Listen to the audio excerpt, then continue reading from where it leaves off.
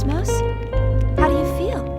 Questo mese si è celebrata una ricorrenza importantissima nella storia dei videogiochi. Il 1 ottobre di 25 anni fa, nel 1999, in un periodo in cui le software house erano dominate da team con centinaia di esperti, soli 20 dipendenti diedero vita a una piccola realtà, aprendo le porte a neolaureati e persone senza la minima esperienza. Questa compagnia era Monolith Soft ed era guidata da Tetsuya Takahashi, un nome che è diventato leggendario per la sua genialità fuori parametro e lungimiranza, riponendo piena fiducia nei suoi collaboratori, dimostrando che titoli di studio ed esperienza non contano nulla di fronte al talento. Attraverso opere come Baten Kaitos e Xenosaga, questi giovani sviluppatori hanno ridefinito il concetto stesso di narrazione nei videogiochi, creando un nuovo genere che potremmo definire film interattivi per come la trama giochi un ruolo di fondamentale rilevanza. Da quel momento il marchio Monolith Soft ha acquisito una reputazione di grande prestigio e, pur essendo un universo di nicchia rispetto ad altre produzioni,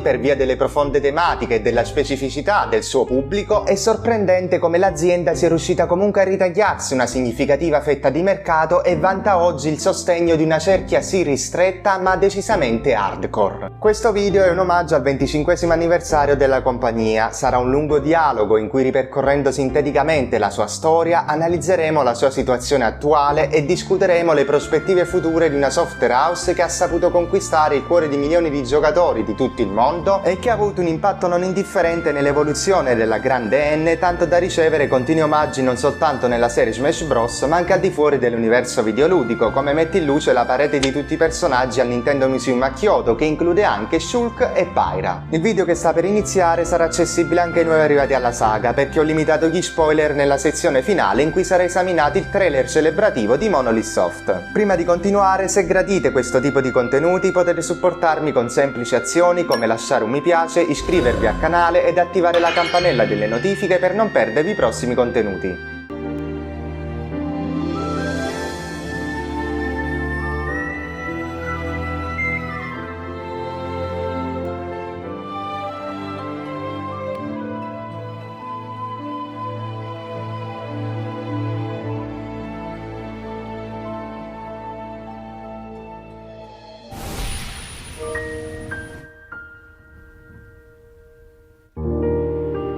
Prima di esaminare le origini della saga Xeno e i motivi per cui è diventato oggetto di culto tra i fan, bisogna interrogarsi su quale sia il campo nel quale è emersa Monolith Soft, poiché senza le sue menti brillanti il franchise non avrebbe mai raggiunto questi risultati eccezionali. Sviscerando le opere di Takahashi e mettendole a confronto con qualsiasi altro videogioco, emerge chiaramente il loro tratto distintivo: non il gameplay, non l'esplorazione e nemmeno un copione scritto in maniera perfetta. La distinzione principale risiede nel modo in cui la trama viene presentata all'utente. Prendendo in esame Xenogears, prodotto in casa Square Enix, si nota come il suo lato narrativo seguiva il modello tradizionale dei JRPG, caratterizzato da lunghi dialoghi su schermate statiche non dissimile da molti altri titoli del genere. Con la creazione di Monolith Soft e il lancio di Xenosaga, il concetto di storytelling fu radicalmente trasformato, dando origine ad un videogioco innestato trasversalmente in un autentico film. Questo innovativo approccio narrativo ha messo l'intera struttura di gioco al servizio di meravigliose sequenze animate, coinvolgendo profondamente il giocatore, il quale, oltre a leggere, poteva osservare le espressioni dei personaggi e addirittura ascoltare le loro voci in un periodo storico dove il doppiaggio nei videogiochi era ancora una novità. Nel corso degli anni le abilità dell'azienda sono state costantemente affinate fino ad arrivare a Xenoblade 3, che con l'epica fine del capitolo 5 ha portato la serie a vette irraggiungibili. Un altro momento memorabile è stata la battaglia iniziale tra Noe e Mio, in cui si affrontano sulle note della melodia dei tramandanti in una sequenza di colpi, parate e schivate che mette in mostra la supremazia di Monolith Soft nella messa in scena e di come riesca a creare scene coinvolgenti di una qualità eccelsa. E la loro vera forza risiede nel suo team relativamente ridotto, composto da alcune centinaia di dipendenti a differenza delle migliaia presenti in altre software house. Sebbene possa risultare paradossale, questo rappresenta un vantaggio significativo poiché consente una più efficiente gestione del team e una maggiore valorizzazione del contributo individuale di ciascun membro, operazioni che non sarebbero state possibili in un contesto con un elevato numero di dipendenti, dove il lavoro tende a diventare eccessivamente gerarchico, sfociando in un'iperverticalizzazione dei ruoli. Tale dinamica si può osservare in maniera evidente nel character design di Xenoblade 3, dove gli occhi di Noah sono lucidi e vivi, mentre quelli di Enna appaiono opachi e spenti. Dubito fortemente che questa scelta sia stata imposta da Takahashi, sembra piuttosto essere il risultato di una decisione autonoma degli artisti che hanno saputo comprendere la complessa psicologia dei personaggi. E si può trasporre lo stesso ragionamento anche in ambito musicale, in particolare durante lo scontro con M nel capitolo 5, quando la musica dei Mebius è diversa dal solito, accompagnata dal suono dei flauti in sottofondo, dettaglio che è inizialmente trascurato dal giocatore ma che rivelerà tutta la sua acutezza col procedere della storia. Pur in questo caso è lecito supporre che siano stati i compositori stessi, conoscendo in anticipo la trama, ad aver architettato tale espediente che cerca di svelare in anticipo una nuova prospettiva del gioco. Il coinvolgimento totale del team di sviluppo è il grande segreto degli Xeno, opere che trascendono la mera perfezione. Ognuna è realizzata su misura dagli sviluppatori, dove ogni elemento è inserito con uno scopo preciso e il più delle volte verranno richieste molteplici run per svelare appieno la loro complessità. Nonostante le immense capacità della Soft House, per un uomo solo la creazione di progetti di tale entità sarebbe stata ancora irrealizzabile e un evento cruciale è stato l'incontro durante il periodo Square di Takahashi con Kaori Tanaka, che condivideva le sue stesse visioni e che è diventata poi sua moglie, suggellando un legame che si estendeva oltre il contesto lavorativo. La profondità del loro romanticismo emerge chiaramente nelle varie opere e nei rapporti fra i personaggi, la maggior parte scritti proprio da Kaori Tanaka, che ne infonde gran parte del suo vissuto. E la tematica è particolarmente evidente in Xenogears, che narra del destino che intreccia le vite di Faye ed Ellie. È questa l'essenza fondamentale della saga. Prima ancora di essere un'enciclopedia filosofica, teologica e psicologica, Xeno è il racconto della profonda storia d'amore tra Takahashi e sua moglie. Xeno rappresenta il coraggio di Monolith Soft nel superare il passato e nel costruire un nuovo futuro. Xeno è la storia di un bambino che aveva un sogno e che dopo aver affrontato innumerevoli ostacoli è riuscito finalmente a realizzarlo.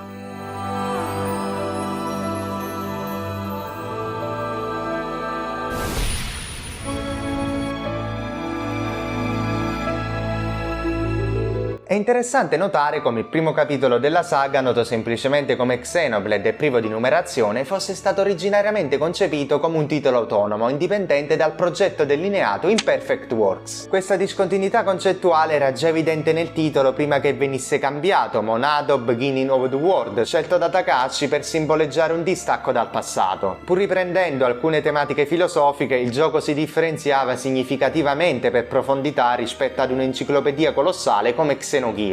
Attualmente, in particolare alla luce delle ultime evoluzioni con un futuro riconquistato, l'universo Xeno è una saga impregnata di retcon. La più comune è stata la trasformazione della chiave di Alvis in cristallo nucleico con la Definitive Edition, ma la realtà è che Takahashi non avrebbe mai immaginato che quell'unica volta in cui aveva abbandonato il suo progetto dell'opera perfetta da 6 episodi sarebbe stato il successo inatteso di Xenoblade, o volendo leggere il tutto più poeticamente, il fato, lo stesso tema cardine delle sue produzioni, a dargli l'ultima opportunità per realizzare il suo sogno. Nel 2015 il director ha saputo sfruttare questa importante opportunità che prenderà poi il nome di Xenoblade 2, la creazione più riuscita della Soft House. Il gioco ha reinterpretato in modo innovativo la visione alla base del capolavoro di Xenosaga, presentandosi quasi come un successore spirituale, sebbene la verità fosse molto più profonda e articolata. È stato Xenoblade 2 a segnare il momento in cui Takahashi ha riscritto Perfect Works adattandolo al nuovo contesto. È stato Xenoblade 2 a stabilire i presupposti per diventare il punto di intersezione di tutte le precedenti opere. È stato Xenoblade 2 a raccogliere l'eredità di Xenosaga e a tracciare il canovaccio narrativo per il futuro della serie. In un'intervista Takahashi descrisse addirittura il primo Xenoblade come il bravo ragazzo, evidenziando come sia l'opera con i legami più deboli rispetto al resto della serie Xeno. Questo titolo rappresenta infatti un progetto pilota concepito principalmente per mettere in luce l'eccezionale propensione allo storytelling di Monolith Soft.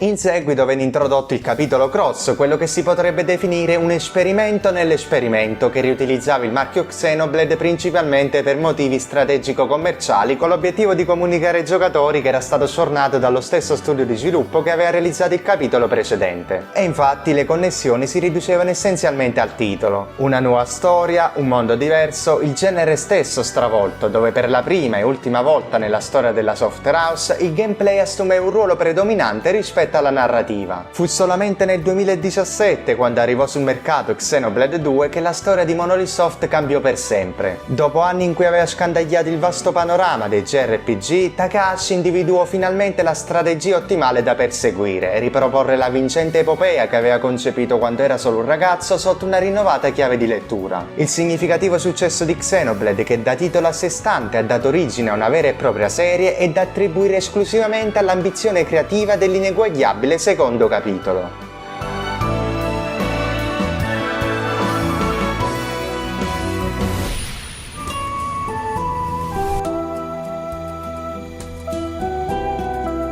Il 4 agosto di quest'anno Takahashi ha annunciato l'apertura di nuove posizioni in un posto di reclutamento di personale, svelando che è attualmente impegnato nello sviluppo di un new RPG che, in virtù della sua ambizione, ha richiesto al team di Monolith Soft di espandersi alla ricerca di ulteriori talenti. Questo mese è stato anche istituito un nuovo dipartimento di ricerca e sviluppo focalizzato sulla creazione di tecnologie innovative per supportare lo sviluppo di giochi a lungo termine. In particolare, Monolith Soft sta lavorando all'evoluzione del motore grafico proprietario utilizzato fin dal primo capitolo di Xenoblade del 2010, che sarà indispensabile per il futuro in quanto offrirà maggior facilità di personalizzazione e adattamento alle specifiche esigenze aziendali. È ormai evidente che il prossimo progetto della Software House sarà sviluppato per il successore di Nintendo Switch ed, anche se difficilmente sarà pronto per il lancio della console, sicuramente si configurerà come uno dei pilastri portanti della sua line-up, e nel mentre sarebbe un sogno poter ingannare l'attesa col remake di Xenosaga. Fino ad oggi la compagnia ha raggiunto risultati eccezionali nonostante le limitazioni tecniche delle console, pertanto possiamo solo immaginare quale straordinaria esperienza riusciranno a realizzare col nuovo hardware Nintendo. Sebbene sia indubbio il mio interesse nel vedere un capitolo che unisca tutti i personaggi della serie, consentendo loro di interagire, conoscersi e approfondire i loro rapporti, è opportuno considerare come Takahashi potrebbe aver deciso di focalizzarsi su una nuova IP, almeno inizialmente sconnessa dall'attuale universo, ma che poi, come dimostrato in questi anni, andrà inevitabilmente a ricollegarsi a Xenoblade in qualche maniera geniale. La nuova proprietà intellettuale di Monolith Soft è stata oggetto di discussione per lungo periodo, per l'esattezza risale ai tempi dello sviluppo di Xenoblade 2. Tuttavia il progetto fu temporaneamente accantonato per concentrare le risorse sulla serie principale, e in tutta sincerità non mi dispiacerebbe se questo progetto vedesse finalmente la luce. Sarebbe interessante scoprire quali innovazioni potrebbero emergere se l'azienda decidesse di immergersi in aree al di fuori della sua specializzazione. Poco o nulla si sa di questo titolo, se non delle concept art che punterebbero ad un'ambientazione medievale, che tuttavia non comprometterà la tradizione, poiché la matrice degli Xeno è profondamente ancorata alla visione creativa di Takahashi. Tutte le opere si concentrano su temi ricorrenti quali l'eterno ritorno e la dissociazione di identità, concetti che sono diventati iconici e simboli distintivi della saga, che ne catturano la sua quintessenza. Un esempio significativo è rappresentato da Xenoblade 3, che almeno in apparenza si discosta notevolmente dalla saga per il suo tono cupo e oscuro. Ciò nonostante rientra nella definizione di Xeno grazie alle sue tematiche, che richiamano fortemente la prima creatura di Takahashi. Fattore reso ancora più evidente dalla scelta del nome del protagonista, ispirato a Project Noah, il nome in codice di Xenogears, di cui Xenoblade 3 non fa solo un tributo, ma si relaziona a esso quasi fosse un reboot, dimostrando la volontà di Takahashi di reinterpretare le sue idee essenziali in modi sempre innovativi. Inoltre, dal mio punto di vista, la trilogia di Xenoblade ha esplorato a fondo il proprio sistema di combattimento, esaurendo tutto ciò che aveva da offrire. Esso rappresenta un anello di congiunzione tra il passato, legato alle classiche battaglie a turni, e un futuro che auspico possa orientarsi verso un approccio completamente action, pur non rinunciando alla componente strategica, cercando di evolvere quanto già realizzato con The Legend of Zelda Tears of the Kingdom. È ormai chiaro che il prossimo titolo sarà open world, e alla luce del messaggio di ringraziamento di Takahashi dopo il lancio di Xenoblade 3, in cui si sottolineava che il terzo capitolo non rappresentava la conclusione e e che il pass di espansione conteneva indizi per il futuro della saga, si può ipotizzare che il prossimo capitolo possa convergere a uno Xenoblade Cross 2. Questa direzione non solo continuerebbe la storia degli Xeno, ma riprenderebbe anche la saga avviata su Wii U nel lontano 2015 e che per coincidenza del destino l'anno prossimo compirà 10 anni esatti.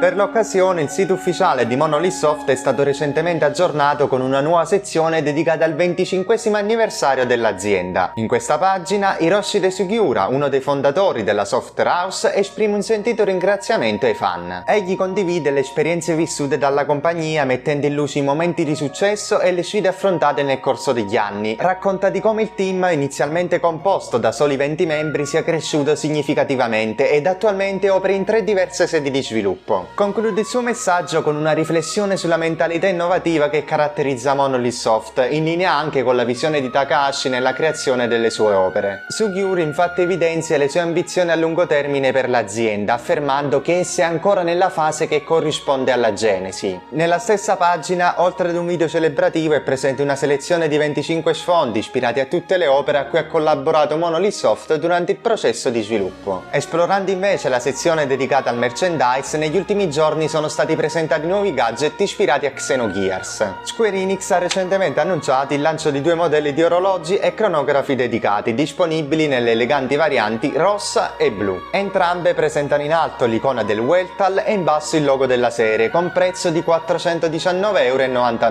€ e al momento, per quanto riguarda i cronografi, non sono state comunicate né la data di uscita né il costo. Entro fine anno è prevista anche la distribuzione dell'album musicale Across the Cosmos Xenosaga Piano Collection, finanziato su Kickstarter, che omaggia la colonna sonora del primo episodio dell'omonima serie e sarà accompagnato da bonus come un carry-on che riproduce la melodia finale e speciali illustrazioni. La gamma di gadget dedicata all'universo Xeno sviluppati nel corso degli anni è stata davvero notevole e ogni volta che è stato introdotto un nuovo prodotto a tema ho sempre condiviso le novità nei notiziari settimanali. Il prossimo arrivo sarà l'action figure di Bart, prevista per gennaio 2025 al prezzo di 119,99 € e a giugno l'appuntamento sarà con la versione Figma di Uni, progettata per consentire il movimento delle parti del corpo come braccia e gambe. Saranno inoltre distribuiti, sempre da Good Smile Company, i modelli scala 1:7 di Mio a maggio dell'anno prossimo e Uni, ancora sprovvista di data di uscita.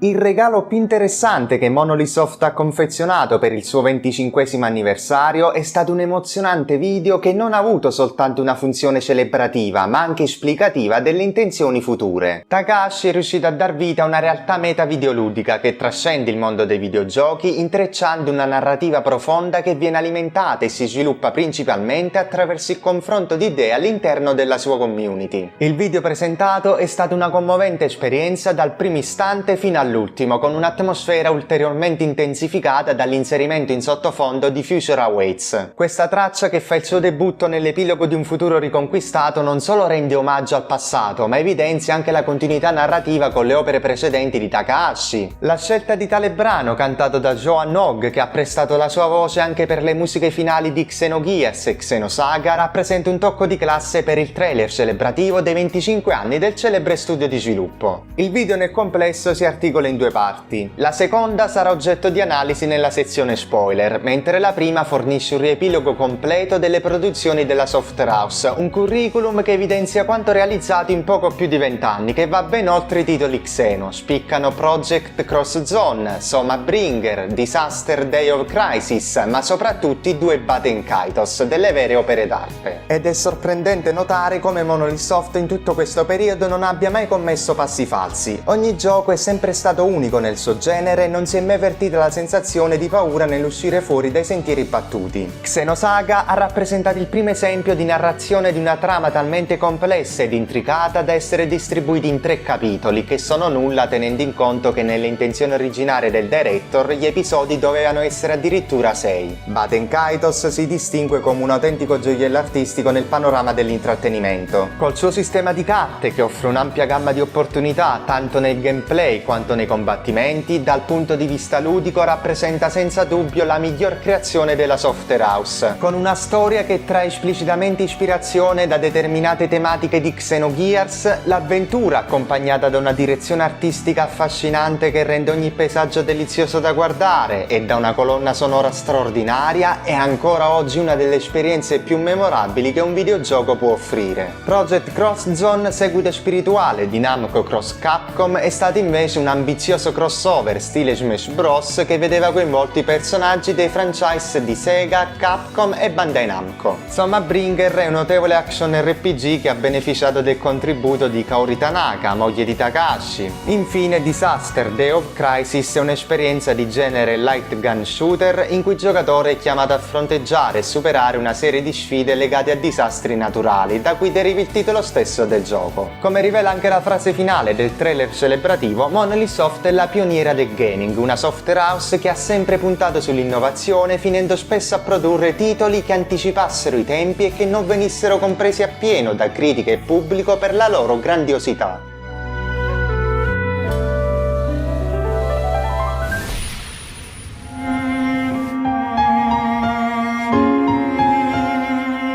Xenoblade si è configurata come una serie eccezionale che, pur avendo radici profonde nelle produzioni ancestrali della compagnia, ha saputo evolversi nel corso del tempo. Xenoblade 2 ha portato a un'evoluzione il sistema di combattimento del primo gioco, raggiungendo picchi ineguagliabili, mentre in Xenoblade 3 abbiamo assistito a una fusione dei due mondi in tutti i sensi, tra idee narrative e meccaniche di gioco dei due titoli precedenti. Qui sotto nei commenti intanto potete condividere tutte le vostre speranze per il prossimo gioco, e prima di procedere alla parte spoiler del video vi ricordo che potete seguirmi su tutti i miei social, di cui trovate i link in descrizione, per rimanere sempre aggiornati sull'universo Xeno e il mondo Nintendo. Nel primo commento è disponibile anche il link al mio canale Telegram sulle migliori offerte dei videogiochi, tramite il quale potete supportarmi gratuitamente. Vi consiglio inoltre di recuperare tutti i miei precedenti contenuti, come la storia di Monolith Soft, la classifica dei vari episodi e la lore di tutta la serie. In attesa del mio prossimo video, ciao e buon gaming a tutti!